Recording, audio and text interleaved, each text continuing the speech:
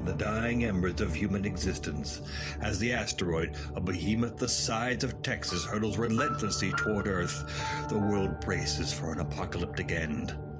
Deep beneath the bunker, a refuge plunges into the bowels of the Earth. Here the chosen gather, their purpose clear, to preserve the very soul of our civilization. The 35 and 70 millimeter prints that encapsulate the magic, the emotion, and the dreams of generations past. These masterpieces, each frame a testament to the human spirit, are carefully cataloged and cradled in the cavernous confines of the bunker. Perhaps there was room for more, for friends and family yearning for salvation, but sacrifices must be made. The movie nerds stand united, the keepers of a flame, promising a future where the art of storytelling endures, transcending the boundaries of time and space. God help us all.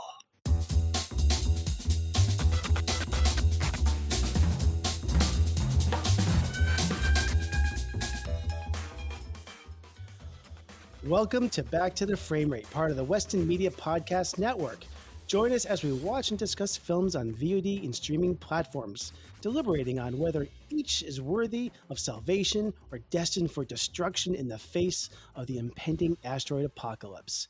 I am Nathan Shore, and accompanying me are the extraordinary movie mavens Brianna Butterworth, Ellie Escobar, and Sam Cole.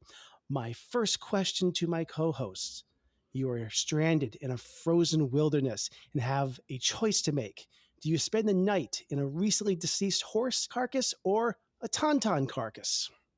Sam, you first. Horse carcass, tauntaun carcass would smell worse, I think. They smell pretty bad on the outside, I hear. Yeah. What the hell is a tauntaun?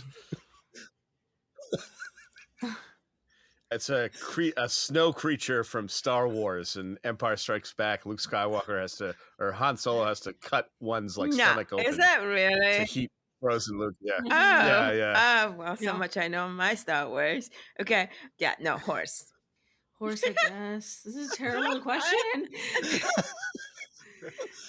We had to start the show off right, you know? I mean, this is I mean, what do you care? Hot dogs are made out of freaking horse anyway. Yeah. Yes, they are. The hot dogs. They make hot dogs out of horses inside, in case you didn't know. Oh. It's just if you eat them. They make all beef. I'm not getting into hot dogs. Wait, so hot dogs are made of horses? Intestines. Yeah, it's true. Is that true? Wow. Yeah. Don't eat them anymore. But what about a Leonardo DiCaprio stuffed horse? I'm thinking that this is some sort of like Thanksgiving delicacy, like the turducken, that if you put something inside Leo, you put him inside a horse, you've got this he took all the good bits out of that horse. Yeah, I guess so. Anyways, we're getting ahead of ourselves.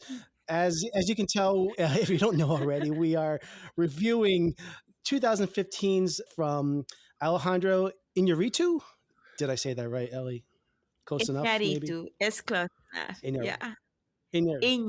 Pretty not bad. You have to roll your R's. I have eaten a ruffle, so yes. If I was a horse lord in Lord of the Rings, I'd be from Rohan. There you go. Oh, that's terrible, man. Wah.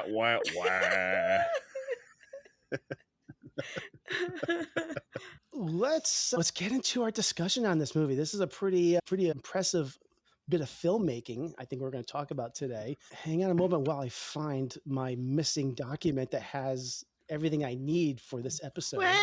Nathan, you want to tell us what it's about? I want to, and that's the document I am looking for.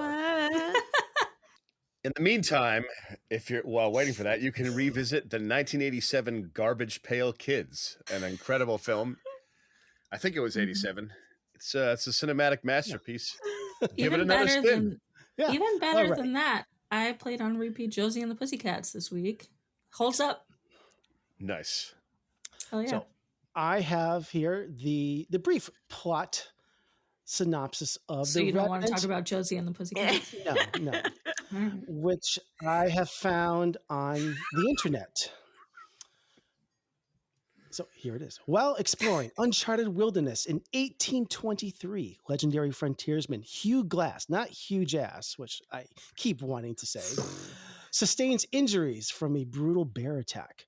When his hunting team leaves him for dead, Glass must utilize his survival skills to find a way back home while avoiding natives on their own hunt. Grief stricken and fueled by vengeance, Glass treks through the wintry terrain to track down John Fitzgerald, a former confidant and who betrayed and abandoned him. Here's part of the trailer from The Revenant. Only safe thing to do is track a new course back up on land. Then what we gonna do? Sit out there like a bunch of goddamn ducks? You and your half-breed son get to walk on out? I'm talking to you.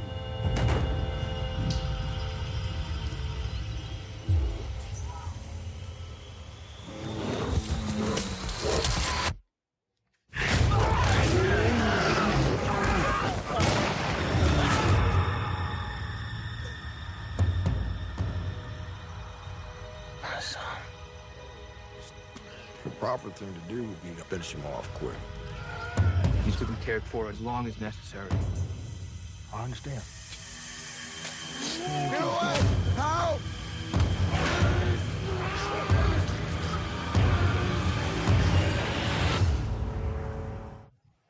Yes, so that was a clip from the trailer of The Revenant. And I think I'm going to pass the torch over to Sam, who has some movie facts for us. The Revenant. The release year was January 8th, 2016, at least in the U.S. It was directed by Alejandro Iñárritu and also directed Birdman and Babel, both like very cinematic experiences in my opinion. It was written by Mark L. Smith, and it was based on the novel by Michael Punk, is it? Yeah, I go Sure. with that. Sure. No. Sam is cracking up. Oh, man. Ladies and gentlemen, that's what you call losing it on the air, NBC Live. But So, Sam broke it. It's fine. Yeah. So this was like a very, very ambitious film, and Alejandro actually wanted to shoot the entire film sequentially using only natural light in Canada. And in addition to that, like he only wanted to shoot at the magic hour, which sort of gives the film its whole look, which I think is incredible. But actually bad weather chased them, so they went to Argentina in search of snow. This like hugely changed like the filming and the schedules. And so instead of a 2-week break, they took a 6-week break, and which caused issues with other actors' schedules. Oddly enough, Tom Hardy was supposed to be in the Suicide Squad, but he had to back out due to contractual obligations to The Revenant, and they still hadn't finished shooting. There's a ton of info on this movie, but I'll end for the moment by just saying the main cast: Leonardo DiCaprio as Hugh Glass, Tom Hardy as John Fitzgerald, Domhnall Gleeson as Captain Andrew Henry, Will Poulter as Bridger, Forrest Goodluck as Hawk, Dwan Howard as Elk Dog, Milau Noleko as Powaka, and Arthur Red Cloud as Hickok. Amazing film, opening weekend in the U.S. That can't be right. It's made $474,000. That's nice. Well, keep in mind, this was released. It did well. No, that can't be right. Yeah. That was opening weekend. Yeah. Opening weekend. But it did, then it was before it was distributed worldwide, but it did well. Worldwide gross $532 million over that almost. But yeah. So yeah, I think it's because it probably had a very limited release for like maybe one night, one theater in New York or LA, and that's what they're accounting for that opening release. Sometimes those numbers are very misleading. I could be wrong. I feel like it came out like this says in 2015, That's but it didn't get a wide. It didn't get a wide until January 2016 because I remember it coming out that January. Like I saw it in the theater a couple days after it opened. I think there's some discrepancies in this because I kept reading wide release on December 25th, 2015. So I don't know. Interesting. Yeah, IMDb Pro had it as the January date. Interesting. Well, Providence Place Mall didn't get it until January 6th. So if Providence Place Mall didn't get it on time, get faster, you bastards. Just to add on to that, we got to mention that the cinematography from Emmanuel Lubezki, who is one of the greats of the modern era. He's worked with some of the best directors around. He shot Sleep Hollow, Y Tu Mama Tambien, Children of Men, Tree of Life. He's done a lot of stuff with Alejandro Iñárritu, Birdman, and Alfonso Cuarón. A lot of movies with him. Gravity. He shot. He won 3 straight Academy Awards, which is Incredible. extremely impressive. Birdman, Gravity, and this film, 3 in a row. I don't know if that's ever been done, at least in cinematography. I don't know what other categories somebody's won 3 straight Academy Awards in one category, but that's extremely impressive. So I think that's worth acknowledging. Yeah. Amazing. Yeah. Also, like Reality Bites, Meet Joe Black. The Reality Bites too. So yeah, it's one of my favorite films. Yes. Yeah. Yeah, the dude's prolific. Yes. Yeah. So yeah. So if you're going to have someone try to chase down this crazy idea of sequential filming, the guy has just a laundry list of credits. Yeah. So let's get into our thoughts on this film. I can't wait to hear this. And I think we took a little random, we have a tradition now before we go on the air. We do a random number generator. And Ellie, you're the winner this week. So you're going to begin sharing your thoughts on The Revenant. My ratings for this movie, if I could do a 10, I would give it a 10, period.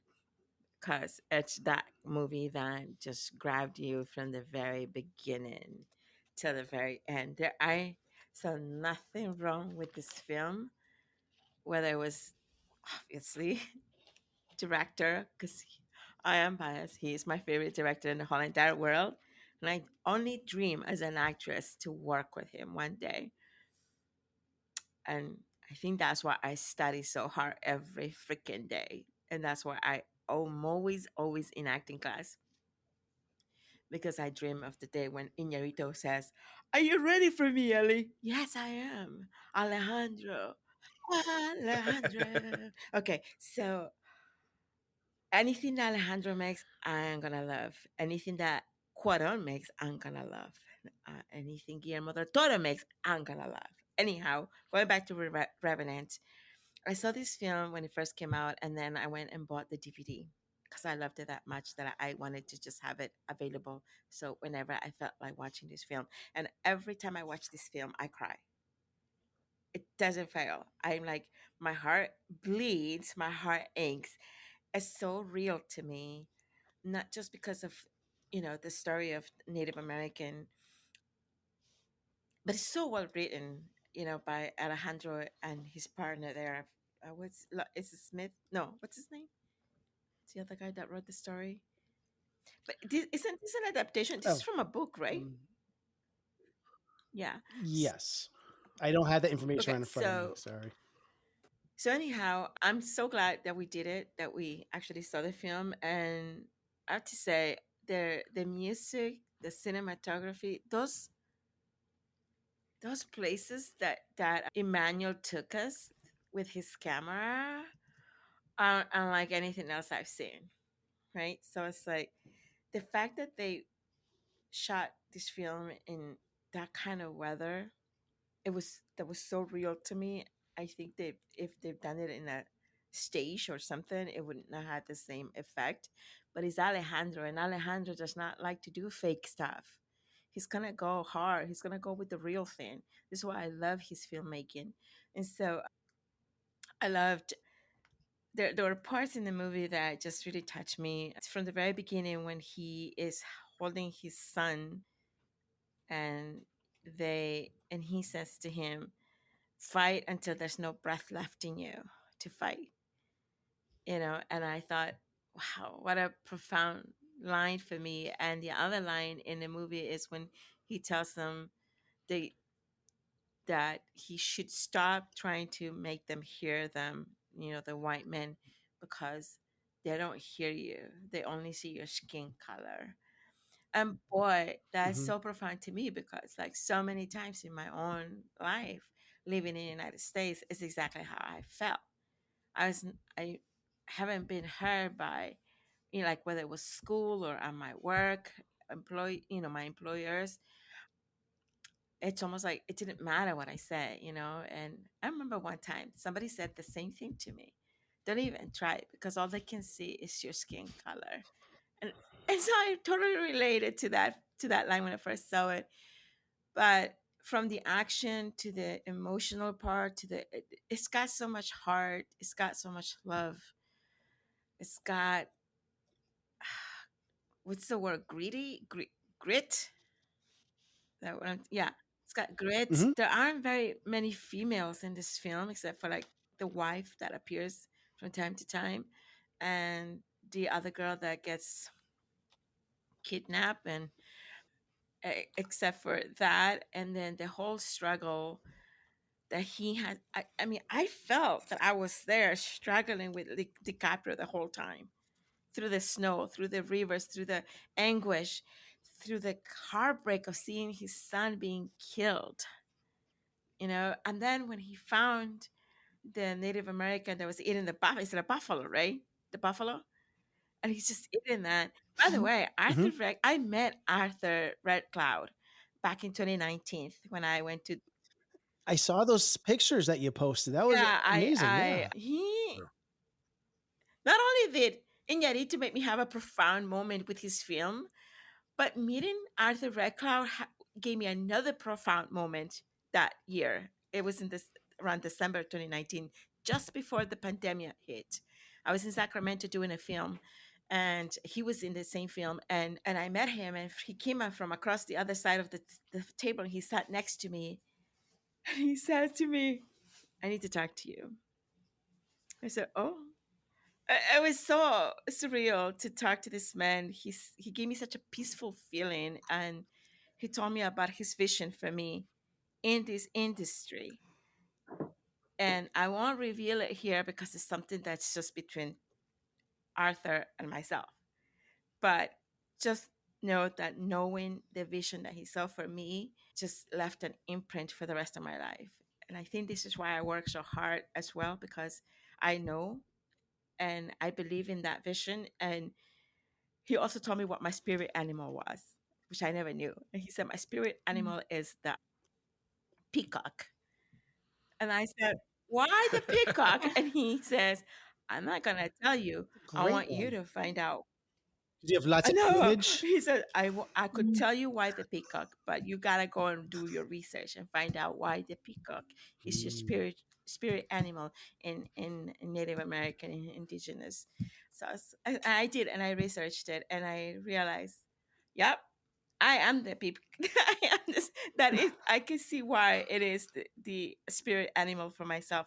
But putting that aside, I thought he did a great job. Arthur did a great job in that scene that he did with DiCaprio, and I love everything about this movie. And I don't want to give it up some more. So you guys, whoever's gonna follow me, say something else, and then I'll just You're nail just you if gonna you say anything mute else.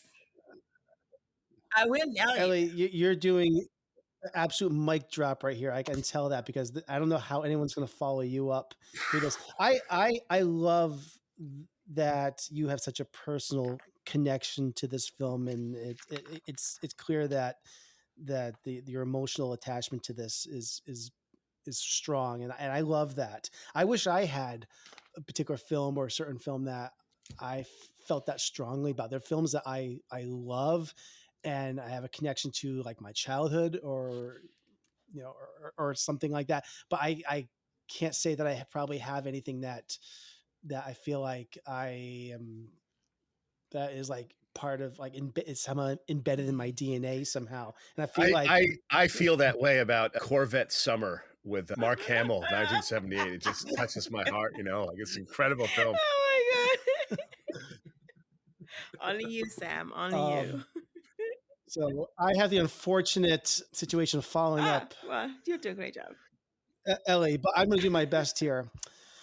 This is a movie that I feel like I am more impressed by than entertained by. This is one of the most visually stunning films I think I've ever experienced. And I want to emphasize experience because The Revenant feels like more than just a film.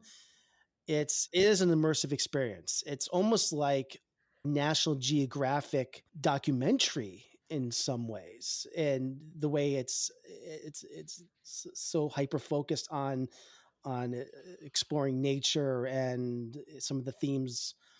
But the way it's shot, obviously, is gobstopping. It's like nothing I've seen before. Emmanuel Lubezki, who we've already talked about, was the cinematographer on this, and he's coming off, 2 straight Academy Awards for Gravity and Birdman. But what he's done in this film is next level.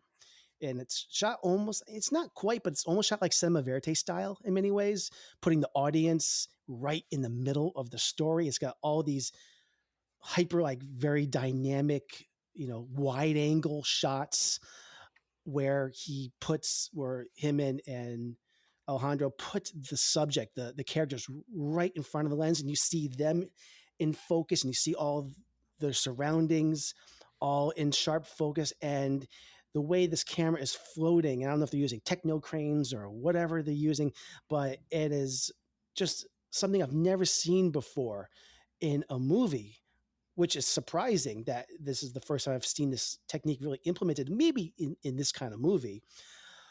It's just so dynamic. And especially during action scenes, as I'm watching this, especially the intense parts of the film, I couldn't not get the feeling that I was watching almost like a cutscene from a video game. And that's not a knock on this movie, because some people will think that that's a video game, but that's what I was feeling. I feel like I was watching something that was like lifted out of that style, where it's these long unbroken takes where the camera's floating through this action. It's like, this is like something that I only see done in this because it's only technically possible in those types of environments. So the fact that they were able to do that was mind-blowing to me. And I think of like that opening scene where you've got the camp and they're attacked by the is it called the Ree? Is that the type of Native Americans or the Indians? I got a little confused with some of the classifications of all the factions of Indians or Native Americans that were out there. But the camera doesn't ever cut. And I have a feeling there might be some breaking of the illusion of that, because in Birdman, there were a lot of cuts, but they made it seem like there weren't. So I'm kind of curious if they kind of did the same thing here at times. But there are dozens and dozens of scenes that follow that formula in this, which was just extremely impressive for an action scene. I'll get more into the cast and their performances later on. I'm sure people have some thoughts on that. But overall, this is technically just a marvel of a film to look at. And I'm so thankful that I had dropped the extra dough to buy the 4K Blu-ray a couple weeks ago. Seeing it in that format and on a premium sound system is absolutely how this film should be seen. If you haven't seen it in the theater, I didn't get a chance to see this in the theater. I don't know why I missed that opportunity. So it was extremely impressive seeing it. I'm glad I didn't see this on DVD or Blu-ray, but the 4K was unbelievable. And the one last thing I want to say before I pass the torch, this is a very simple and straightforward story. First and foremost, this is just really a movie about revenge. Mm-hmm. And I do wish it had a little more to say. It is touching on ideas of redemption and atonement, colonialism and the relationship between the European settlers and the indigenous people, nature's indifference. But I don't feel like the film is really all that interested in a deep exploration into any of these themes. I don't think it was about revenge, though. I totally. I don't think. I think that's easy to believe it's about revenge, but even to the very very end, DiCaprio doesn't kill the man that kills his son.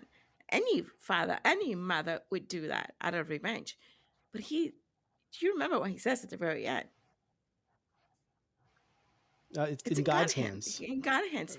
So to me, that's not, he didn't revenge the death. Well, I feel. But the whole movie is him seeking revenge. Like he goes about him seeking revenge, and well, we're gonna get to the ending in a moment. I'm down to my last final thought on this, because what I'm trying to say is that I do feel this is a revenge movie. It's about him driven by that revenge over how he was wronged, and not that a movie, always has to have a deep message to it. Movies can sometimes just be pure entertainment. I just feel that I would have enjoyed The Revenant a little bit more if I didn't feel it was mostly just a revenge tale with a splattering of these other things that I had just outlined about, colonialism and all these other things, which are there, but I don't feel like that was what this movie was about at all. So I really love this movie, but it's very, very straightforward, simple movie, and I appreciate this for it, like an adventure, like action movie. But if it's that kind of movie, I also don't think this movie had to be 2.5 hours long for it to tell that story. So I could have easily seen 25 minutes of content shaved off of this, and this would have been tighter and just as exciting, and cut out a good amount of it, and it would have been extremely entertaining and riveting too. So I'm not saying there's anything wrong with this film at all, but I still like this. I am giving this a 4. Damn, that's out so of 5. low. Good. What's wrong with you? Out of 5. 5? 4? Out of 5. A 4 out of 5. Okay, fine. Yeah, we know we're doing ratings of 0 to 5, right? Okay. I still don't think this was about revenge. Okay, and we're gonna get into that some more, I guess, because I feel like this is what this movie is almost entirely about. Interesting. But I can't wait to get into it some more. We are on to B. B was like, out of 5. Man, I feel like I'm walking in between. I was like, oh, it's not that bad. I feel like I'm walking in the middle of mom and dad fighting. I also did not emotionally connect with this movie. I'm so sorry. I'm gonna slap both of you. But I did. Sure. That's fine. As long as I don't have to watch it again. It was, I found it to be really immersive and really technically impressive. And there were things about it. Nathan, you used the word earlier, spectacle, when we were talking about it. It's a total spectacle, especially some of these fight scenes. I think some of it is kind of just sticky, like done to be done, like how Leo's most of his performance is silent. I'm not sure that had to be that, and that we couldn't. Well, I mean, story incorporated with him, like basically his larynx being crushed, I know. And so I mean that's part of the story. I did see the movie, but I just think like maybe it didn't have to be, or maybe it could have been. I don't know. Like I feel like a lot of it was like, oh, his performance is so great, and he didn't even say anything. I'm like, well, I don't know. Well, we can get into later. Like, did he deserve the? That's the beauty the of the film, though. He didn't have to say a lot of dialogue for it to. There were plenty of silent movies that I think were better than this, and then nobody talked in those. Go ahead. But, sorry. Yeah, I don't know. Technically impressive. I really appreciated how intimate it felt despite those big wide angle shots. Like I really felt like sometimes when people are focusing so much on the landscape, you kind of lose the people in the landscape. And I thought it felt intimate. There was some interesting camera work happening that I wasn't always on board for, especially as we got more close up, but okay. Honestly, I was just watching the whole thing thinking, wow, this is a total like everyone who's working on this film has kind of mastered their craft. Like I was really impressed by the costuming. I was really impressed by the makeup. I was really impressed with the scenery and all that. I don't know. I couldn't get into it. And what would be your star rating? Yeah. 3. 3 out of 5. I like the numbers. I'm always fascinated by the stars, the numbers. Okay. Yeah. All right, Sam. So I truly love this movie. I find it like I saw this in the theater. I found it like incredibly immersive. I personally felt really emotionally like involved and connected. And for me, the movie is like this elemental story about surviving against all odds with a little bit of like faith mixed in there. But I just like the fact that like, yeah, you guys have like touched upon all of this already, but like all the technical filmmaking and all the prowess and everything, I really enjoyed that it tells this like simple, visceral, elemental story. It's almost like an art house emotional like version of like Steven Spielberg's Duel or something like that, but in a much different like context with like people and characters, and partially based on a true story. But I there's a lot of what I love about this movie, just from a technical point of view, is there's a lot of filmmakers that like they just paint in the foreground where they'll like shoot with the actors, in the background is like left up to CG. And this movie uses like the whole entire canvas, where like from the perspective of or angle that you'll see something. I was terrified at the beginning when their camp is being attacked and the camera pans up, and way up on the ridge you see like tons of horses, and you're like, oh my God, they are completely surrounded, like they are. And so for me, I'm always looking for a movie, I guess subconsciously, to do something like different or like immerse me or grab me in a way that no film has before. And this film hypnotized me. When I saw this in the theater, I had like an app, not a watch, but like an app on my phone that just like monitors you and I forgot what the app was, but for the 2.5 hours of the film, it monitored me as asleep, because I just didn't move. Like I didn't move. My heartbeat was like, you were getting rhythmic. no exercise. Right? So I was like so into the movie. That happened to me. You were I was, like, hibernating in the winter hypnotized the whole time, like nothing. Yeah, the movie, like nothing yeah. Oh my God. mattered. I was The like, movie, can I like- get up? Can I make dinner? Does the dog have to go Like, out, please? See, for me, the film is like so transporting that I was like, my body was in like a dreamlike state by it. And I can't, I'll try not to, I don't want to like talk too much, but there's like so many scenes in this film that just like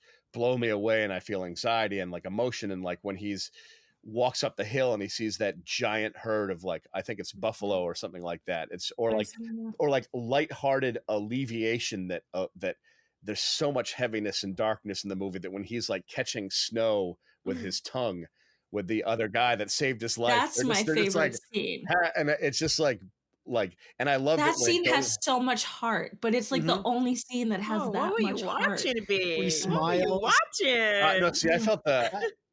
But I felt, I mean, that scene has heart because it's like it's a alleviating. moment of levity. It's a moment of levity. Yeah. And so for me, I would give the movie like, I would give it 5 stars. I think it just is like a triumph of even like the CGI elements. They do it well, or it's pretty, like when he goes off the cliff with his horse, it's like masked in a way where another movie would have made that like an aggressively like cheap looking CGI shot. And this is like blended with like snow falling and flakes. So you feel that it's real. Like I'm aware of the visual effects on the bear, but the sequence was so organic and realistic in its behavior that I was just like, this is terrifying. Like I'm terrified right now. So that would be me in a nutshell. I'm just looking over my notes. I think that's, I just like, a lot of filmmakers don't like paint in the background, and I just like, this movie just uses the whole canvas. So it was awesome. I was actually watching the first Jurassic Park on HBO the other day, and there's just like a scene at the very beginning where like the lawyer is at that mine in Costa Rica, and in the background of the shot, way in the far background, there's people on horses and there's like ropes and pulleys. Like it's all this atmosphere work for one shot of 2 actors talking in the foreground, and the Revenant world building. It reminds me of the way they made movies like in like the 30s or so, like old Hollywood, where they would have like thousands of extras, and you have like the characters in the foreground, but in the background they have like a whole army marching like off on the hill. I love, or like neo-realism, right? Yeah. Yeah, that craftsmanship. Yeah. Absolutely. So What's your star rating, Sam? My star rating was 5. Yeah. I mean, I could be like, give it a 4.5 for minor things, but it's a 5 for me because it's just like I applaud it. Like I applaud that film. Your review did remind me of something I forgot to say, which is the loosely based on a true story thing. And this is one thing I actually really love about the writing in this. So the book is very loosely based on a few oral traditions that we've heard of the real person, the real frontiersman. And then what is depicting that's not all in the book either. And I just love that there's this tradition of like building on legendary characters and building on oral history and not being afraid to manipulate that and add to the legendary canon. I think sometimes there's this like weird call for authenticity. Everything has to be nonfiction, everything has to be true when you're depicting something. But I kind of like that this didn't give into that. They were like, we're going to be true to the spirit of it, but we're going to tell our own story for our own purpose. And I did really appreciate that about the writing. Very true. Let's get into a couple of the important details of this film. I mean, obviously, I think we should talk about the bear attack, because that's one of the important parts of this film. It's what sold this movie in the trailer. Alejandro Iñárritu has been very tight-lipped about how they accomplished this sequence. Even in interviews, Leo's been like, well, it was part of a pulley system, but they have never explained how they accomplished this. This is about a 11 or 12 minute sequence where he is violently mauled by a grizzly bear. No matter what your opinion is on this movie, or anyone's opinion on this movie, it's quite an amazing scene and how they did this. What did you guys think of this? I mean, was it audacious? Was it too much? Did it go on too long? I'd like to hear what you guys think. One of the better parts of the movie, I thought it was great. And I really, again, coming back to the makeup of it, like Leo's whole body was covered in prosthetics to get this right and for it to look that way. And that was just the technical prowess of it totally had me enamored. So yeah, I think everything in this movie went on too long. If the beer scene is what attracted people, that's not what attracted me to the movie.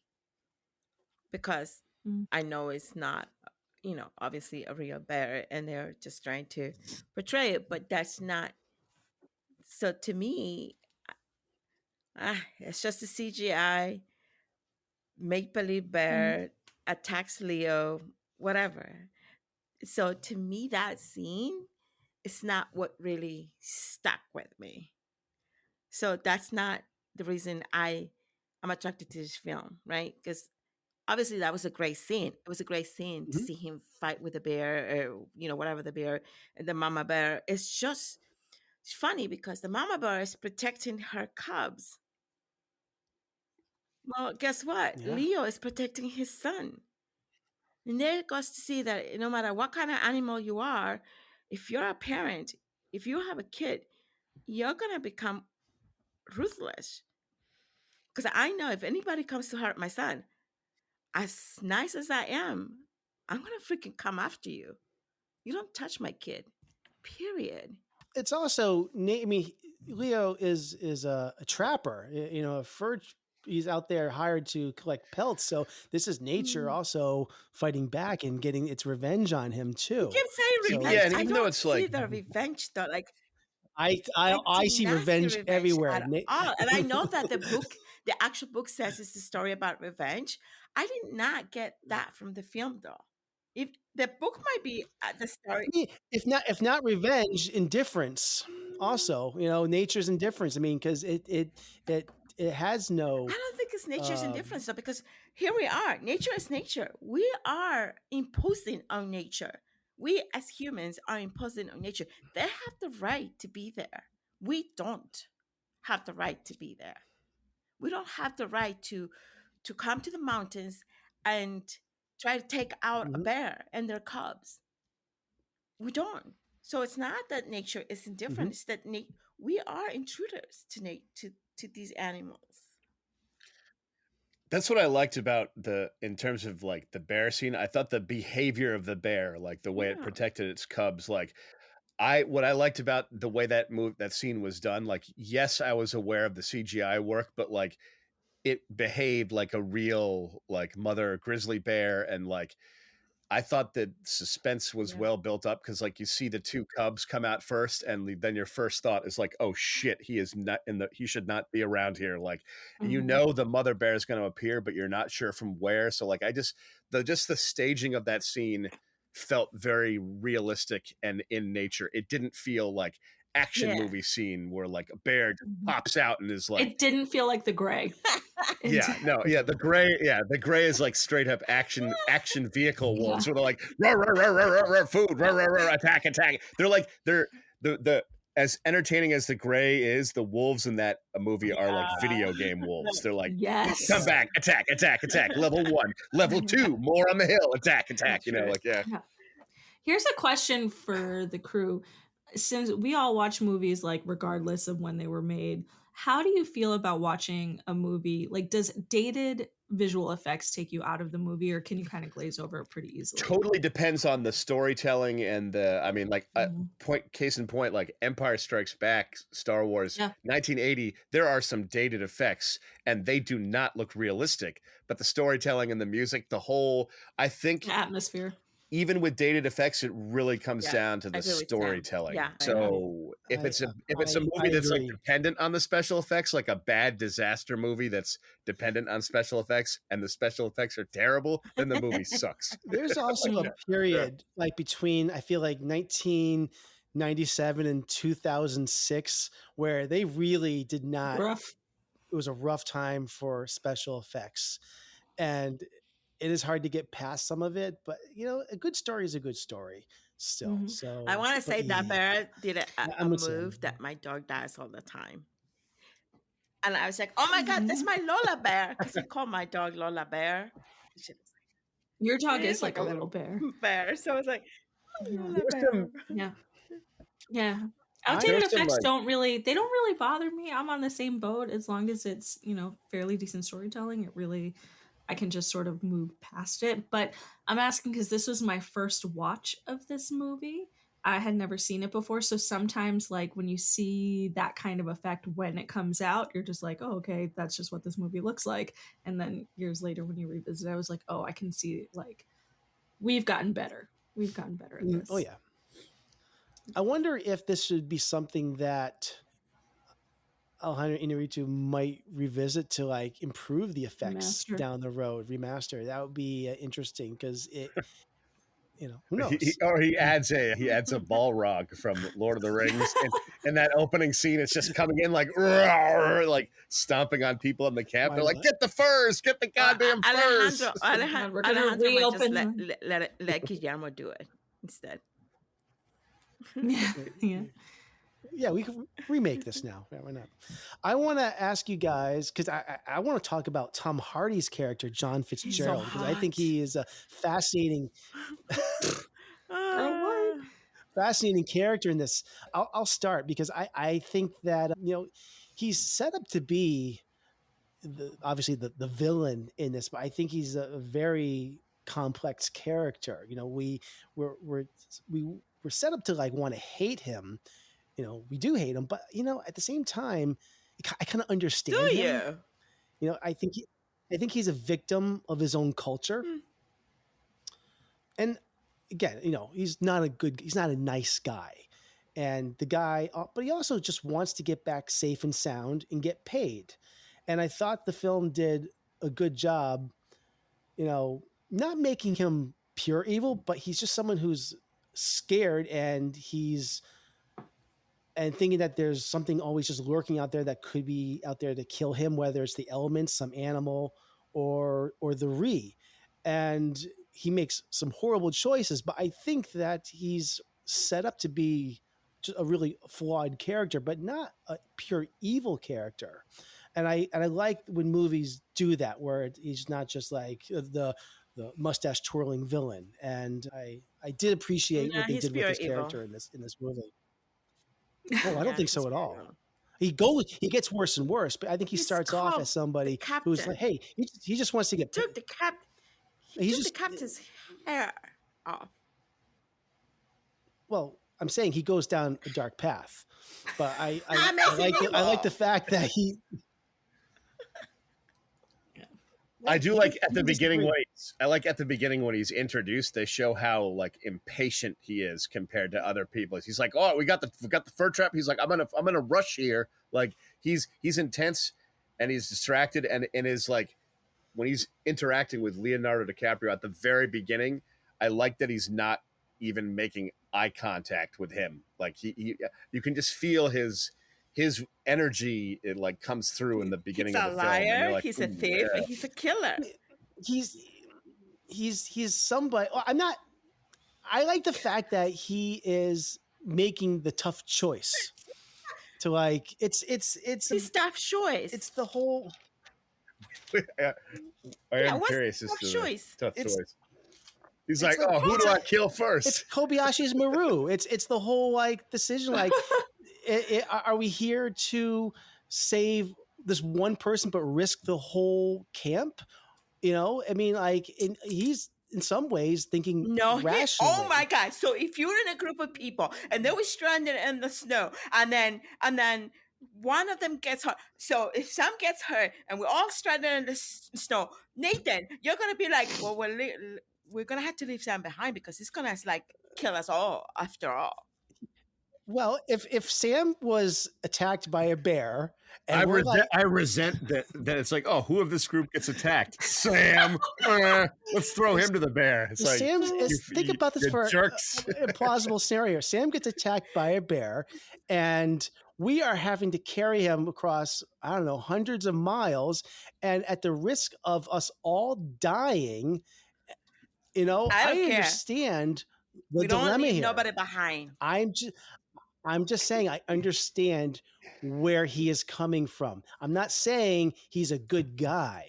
I'm saying he's not a good guy, but I understand what is going through his head and why he does the things he does. He goes down a very dark path and he does some awful things, but I think he starts off as somebody who is really just a victim of his environment. He started off as a his bully. culture. No, he's not started off. Of course, he's a bully. Yes, he's a bully. Never He's a in bully. the history of my book. Would you so would you justify when he starts like when he's like, I could put you out of your misery for you, or whatever that line is, when he starts to show.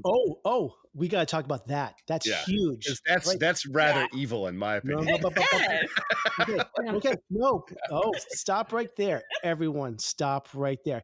He says he tells Hugh Glass, I'll put you out of misery. All you got to do is blink. Mm-hmm. Right?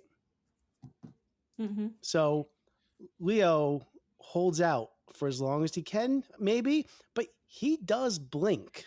But that doesn't mean because he has to blink. People no, can't. I want to say, watch this movie again. Leo, his character deliberately blinks, a deliberate blink. He chooses at that moment, I think, like, you know what? Yes, I am done. This is the man who believes that you have to fight through everything until your very last breath. He's not about to give up. No, Leo, Hugh Glass did give up. I did not. I've watched it several times. I would never believe no. that. I've seen it several times. I've got to side with Ellie on this one. No, now watch it again, because Leo is contemplating his options at that moment. What did you watch? You see it? He's listeners, leave a comment. It's not the truth. I don't think he's contemplating anything. I think he's thinking this guy's going to kill me, and I'm stuck here. And my Han Solo shot first. Yeah. Oh my God. I think John Fitch, he's immediately like the most manipulative, slimy person. And they do try to keep engendering him with things that would make him more relatable or make you see his perspective, like, oh, it's been a tough life, or he just got thrown into this, or yada yada. But like, he's just so manipulative. I think I really just feel so bad for that kid he's with, Poulter. Like, I think it really shows how awful he is by having this like wide-eyed innocent hanging around with him. Yeah. Okay, listen, you all have an assignment. Just watch that scene one more time.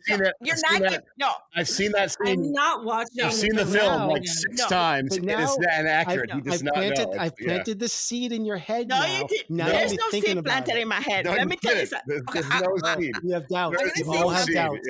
You have doubts now. I'm gonna say something. First of all, that scene, Leo is trying so hard not to blink. He's in pain.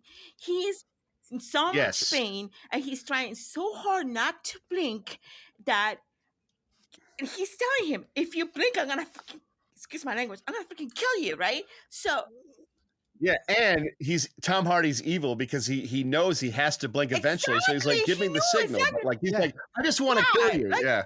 No, but if That's that not if evil, that were then if I don't know Leo what if that were is. the case, why didn't Leo just blink? Because when people blink, they blink. Why did Leo do like this slow, like deliberate, Didn't. slow blink then? Because he's trying Right, not to he's- blink. Yeah. That's not how people blink. If you're in pain and you try not to die because this dude is going to kill you and you have your son that you want to take care of, you're going to do everything possible not to blink.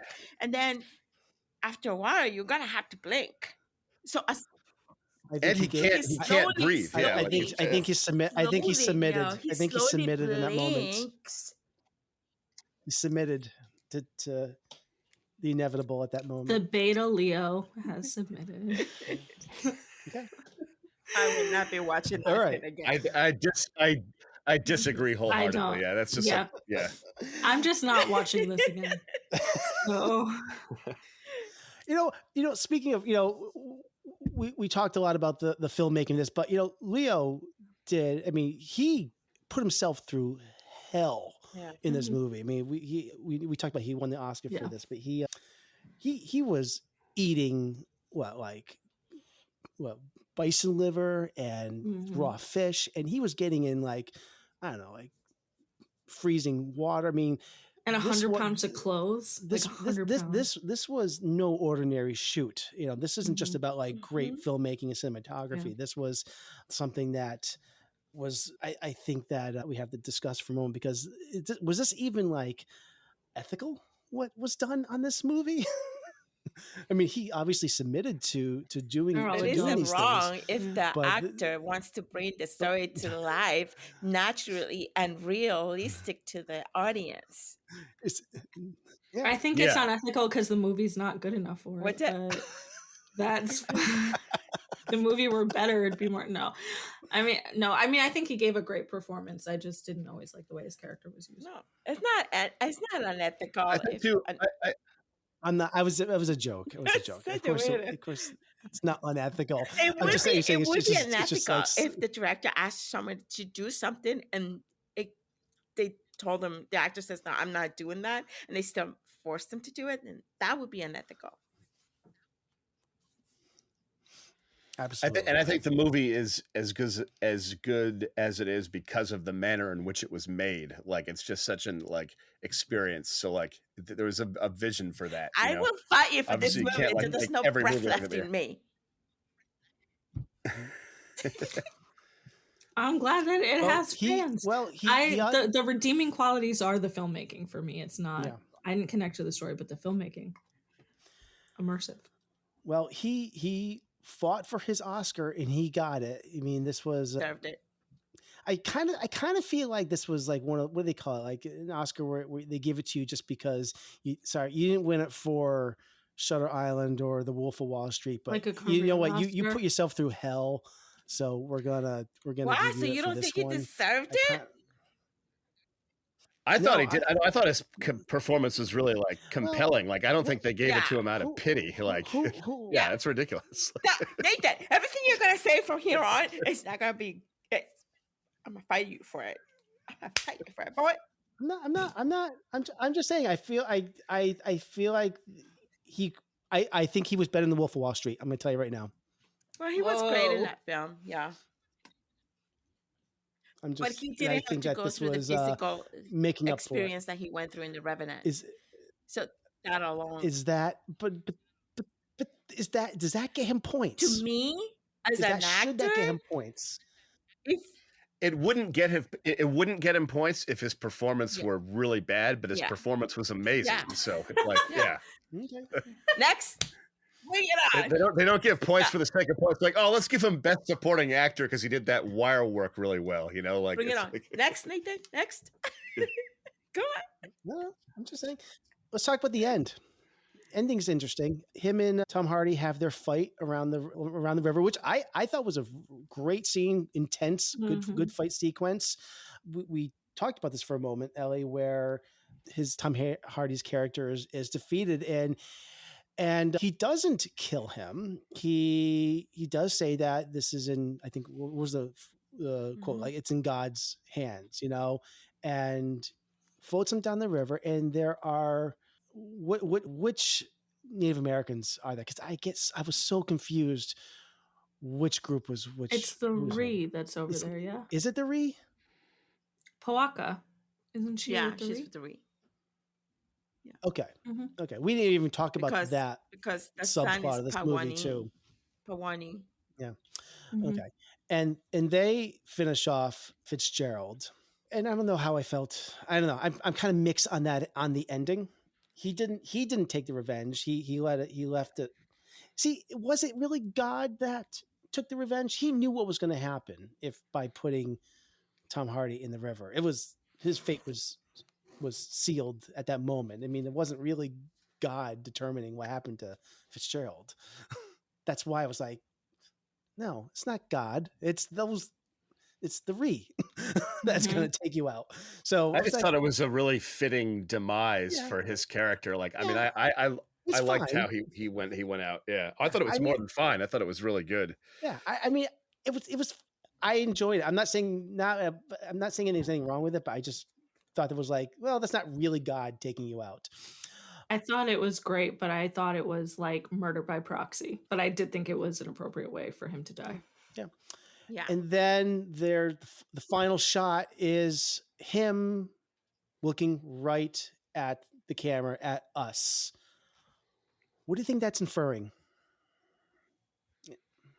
Because I was wondering if that has any kind of symbolism or so. He's looking right into our souls, like I often wonder waiting if for us I'd wondered at one point if he'd succumbed to his wounds, Mm, but then I wasn't sure, and I thought that I maybe was going to he's go just there. like enlightened, I'm But wondering, there's a kind of spiritual element to it. It's like a little vague, but yeah.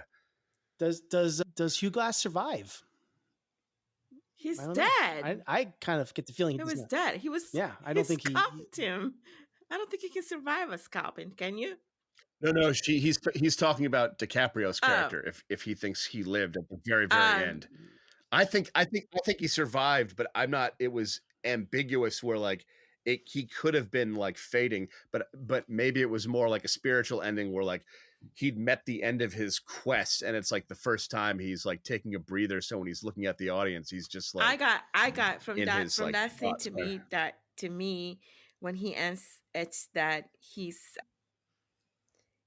accomplished his goal. He found Right, his exactly. justice, Yeah. and you know it, when you finally have gone through all the shit you can go through in life, and for DiCaprio, this is like he's gone through every possible. I mean, this dude went through every possible thing. Mm. Okay, to find justice for the killer of his son. And he finally does. He doesn't kill him. He could have easily done that, but he doesn't kill the man. He lets some judge, whether it's God or the indigenous tribe coming around, take care of that judgment. So he might have said it's in Mhm. God's hand, or it's whatever your God is. But the thing is, he's come to he's accomplished what he set out to do, which is to find judgment, or not judgment, but what's the word, justice, to find justice for the killing of his son. And revenge. it's like a positive ending for his Yes, quest because he didn't actually commit the murder. He doesn't have blood is on like his exactly, consciousness and is now like he can enlightened or succumb something. Yeah. to his ailments, because like Arthur Redcliffe says in that scene, your body is, what's the word he uses? Your body is rotten. He tells him, your Oh body right. is Yeah, yeah. rotten. And he Mm. starts to heal him with plants from around there. But his body is so rotten by that point, he was just keeping himself alive until he could find justice. And he did. And I feel, to me, that ending is him saying, it's okay. It's okay now.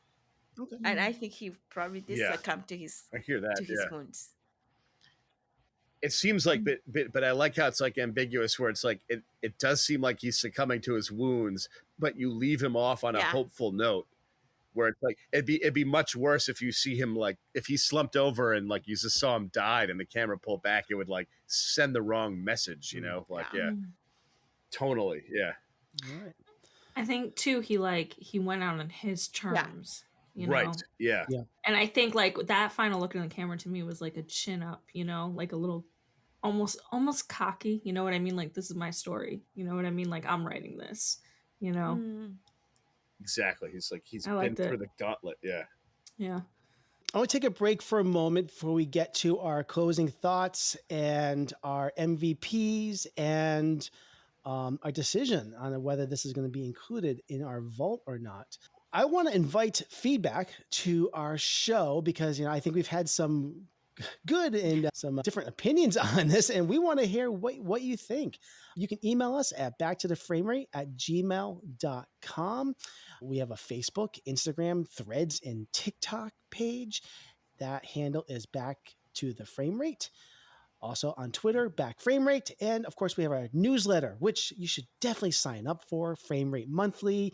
Just send us an email at backtoFrameRate@gmail.com. Also, I want to share some other exciting news. The Westing Media Podcast Network has a new podcast that I'm really excited. It's called You've Never Seen with Joey Haskins. And all of a sudden, we have 35 episodes of it already available everywhere on Apple Podcasts, Spotify, pretty much everywhere where you can listen to podcasts.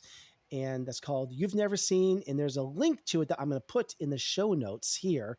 But they're really short episodes. They're usually between 4 to 6 minutes long. It's also in the world of movies where Joey Haskins discusses and reviews a film that you've probably never seen before. At least he believes so. And it's a really fun podcast that I think you should check out. It's good stuff. So I highly recommend that and subscribing to it. And of course, our website is backtotheframerate.com, where you can find all of our episodes, old and new. And yeah, so we are going to get to our closing thoughts on The Revenant. We're going to start with our MVPs for the film. And we're going to start with Ellie. Obviously. One thing. What's it going to be? My that MVP makes this movie for me is Leo. And the reason, aside all the beautiful cinematography and the scenes and the technical parts, for me, this movie is more than just, you know, like the book calls it, the revenge of somebody or a revengeful story. And the way I went into watching this film wasn't about the revenge, but the way I went into watching this film from the very first time I saw it, when I saw it in the cinema, was, or at least what I was left with, was the struggle or the love of a father to a son, what he would do to make sure that son is okay, is safe and protected, and the quest to find justice for the killing of his son. And there are elements in this movie that Iñárritu touches upon, which is the Native American, indigenous side of this movie. There's so many lines in this movie from the tribe that's looking for her daughter that is being horribly raped by white men. Okay. There are so many elements to this story. It's not just a movie about, galloping in horses and killing people and whatnot, but there's more to this. And this is where the heart of the movie comes for me, where, let's talk about the other side of this movie that Iñárritu portrayed very well, which is so real. And this is the truth of the story to me. These pioneers, Europeans, come to this country and they take the land, forcefully killing families and killing children and raping women and kidnapping them for their own pleasure. And he does well doing that. It's horrible to see, but that's the reality of what happened. So for me, this film is more than just, a few men trying to, I don't know, conquest the frontier in the United States, in America. It's really, the heart for me was the portrayal of the Native American people in the film. Just not a lot, but it's there. And if he hadn't portrayed that really well, I probably would not connect it to this film as much as I did. So yeah. Oh, Mhm. okay. Thank you. I guess I'm up next. My MVP, this is hard because I think it has to go to something like technical in this, because I think that this movie is just gorgeous and beautiful. And I mean, this is the kind of thing I would want to have just on in the background, just on the biggest screen possible, just to like gawk at. So therefore, the only thing that makes sense to me would be to say it's the cinematographer Emmanuel Lubezki, because I think his vision and what he brought to this was something I've never seen before. I mean, I got to give credit to Iñárritu as well, because I'm sure that their collaboration was a major part of that. But just his camera work alone and how he lens things was incredible. And so I'm going to give it to Emmanuel Lubezki. And winning the Academy Award 3 in a row, he is unbelievable. What he did for this film. For sure. So, all right, I'm gonna go to B. When the colonist gets mutilated for raping a woman, that was probably my favorite scene. That was a good moment of direct revenge. That was up there, but also the snowflake catching scene. That's great. Yeah, I should mention that. Snowflake catching scene. Great. Glad you had a specific scene. That's awesome. Yeah, I like that we got to see the Native Americans. I like that. Yeah, defending themselves. If I had to pick a scene also, I'd probably say the opening scene as well, because it felt like a cut scene from, I might change it too. If I had to pick an exact scene, it would be that opening scene, because it felt, like I said, it felt like a video game, like something I'd be playing like in Fallout or in... Wait, are we doing MVP scenes? We're doing scenes, MVPs, or people, or everything? And just whatever's your favorite thing in the movie. Yeah, I'm changing mine to the opening uncut scene of when they're attacked, and you got somebody gets an arrow through the neck, and there's just how that camera floats through that whole attack is just an amazing way to enter into this film. It just grabs you, and you're in for a ride. So that's my MVP. I am changing it. There you go, Sam. I just want to say, no, and you've already touched upon it, but the cinematography is amazing, and I can't believe I forgot to include the cinematographer and the notes, and thanks for picking that up way back at the beginning of the review. But for me, I wanted to say the atmosphere of the movie is incredible, the acting is incredible, the whole experience, but I got to point out Alva Noto's soundtrack to me in this film is incredible. That like undercurrent of like forlorn, kind of heavy, like the journey has so much longer to go vibe to it. I just think it makes the film, there's a feeling to this movie. This is the kind of film that I like want to watch in like a cabin in the middle of the winter with like a fire, and it's just me and the Revenant and like scotch, and I'm just like like it's one of those films that just has such a strong vibe. Sam, I want you to list the music really does that. At some point, I want you to list your top 10 Scotch movies. Oh man, I don't know. That's I'd be hard to. I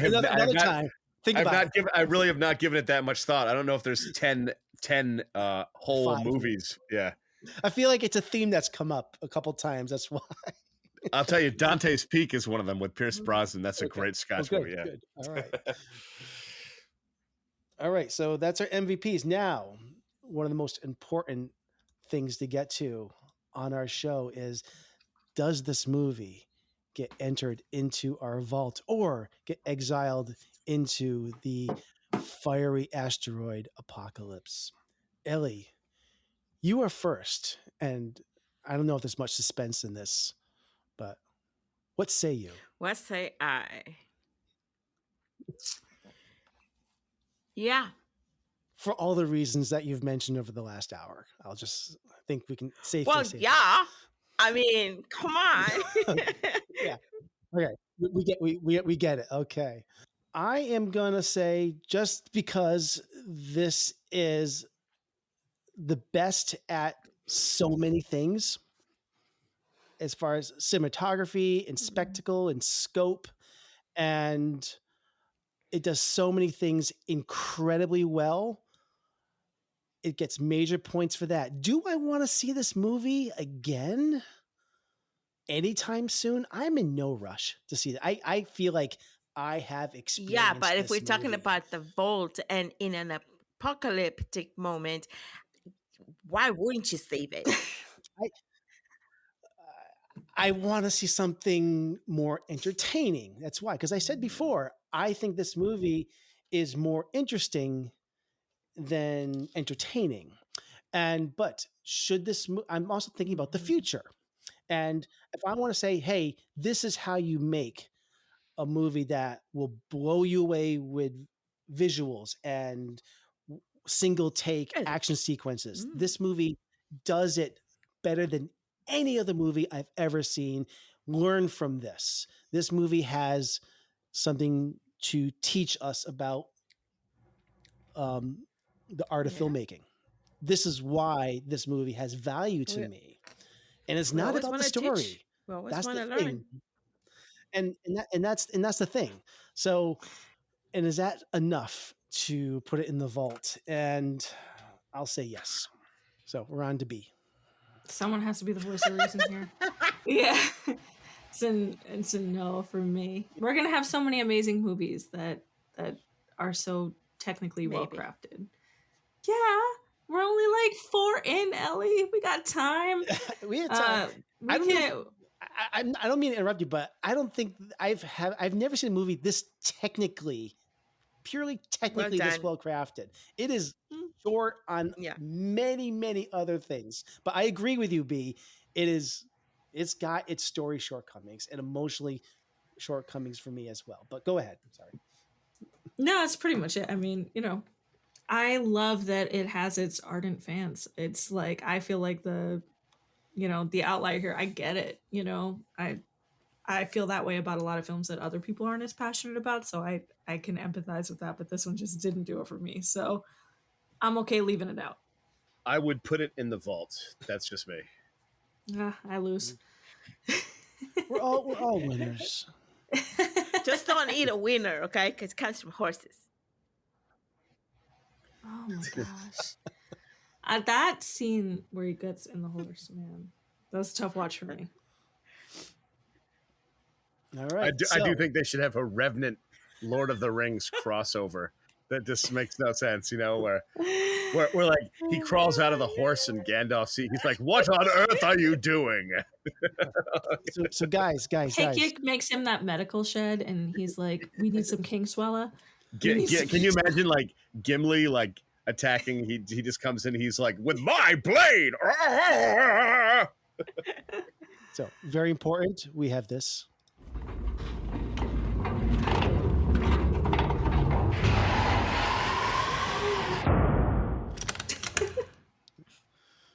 Maybe locked away to the point where we can't see it again, because hopefully we don't lose the key. We the locking! I forgot about that. We each have a copy. We each have a copy. There we have it. Revenant saved. Woohoo! Forever and ever. Maybe I'll come around to it in the after times. If you wanna be part of the popcorn crew, you're gonna have to like it. No, just kidding. Otherwise, you don't get a popcorn. If I had decided not to put it in the vault, and it was like 2 no's and 2 yeses, what would happen? Would we have to go to another round? No, it has to be majority. But there was no majority. Yes, there was. No, but what would happen if like 2 were saying? Yeah, what if happened? It was 2 and 2. Yeah, As Then a it's tie, not a it's majority. Right. So what do you majority. do? yeah. It's not a It majority. doesn't go Then in the it vault. doesn't go in the vault. No, you have to break the tie.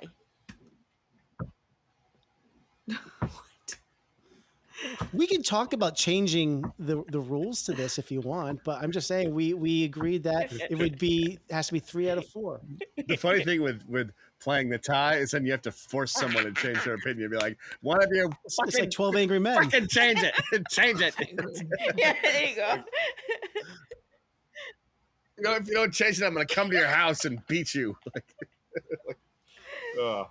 All right. Well, that is the show this week. Back to the Frame Rate is part of the Weston Media Podcast Network.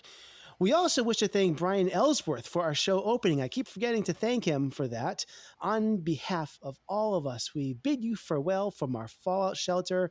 Your presence in our underground sanctuary is truly appreciated. We are truly sorry you cannot join us, but we want to express our gratitude for your company. If you are finding solace in our discussions, we kindly ask that you please subscribe and leave a rating and review. Your support is the beacon of light that brightens our confined space. Head on over to Apple Podcasts, iTunes, Spotify, or whichever portal connects you to our broadcast and share your thoughts. Until we emerge from the fallout, stay with us, keep hope alive, and keep those reviews coming. This is the end of our transmission. Back to the Frame Rate, signing off.